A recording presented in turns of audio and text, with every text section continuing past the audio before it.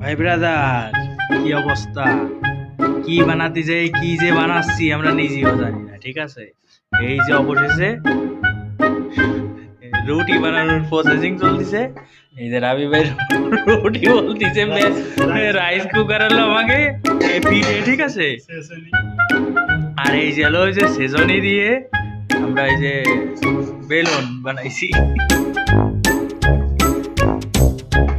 Processing চলতেছে রুটি বানানোর, চাউলের রুটি।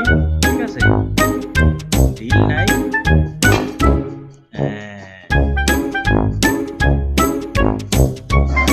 রুটি তো ছিঁড়েই তো খাবো, গোল হওয়ার দরকার নাই নাকি ভাই?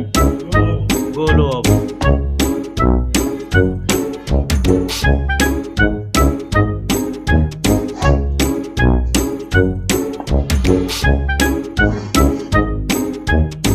এই যে প্রথমে যে বানাচ্ছি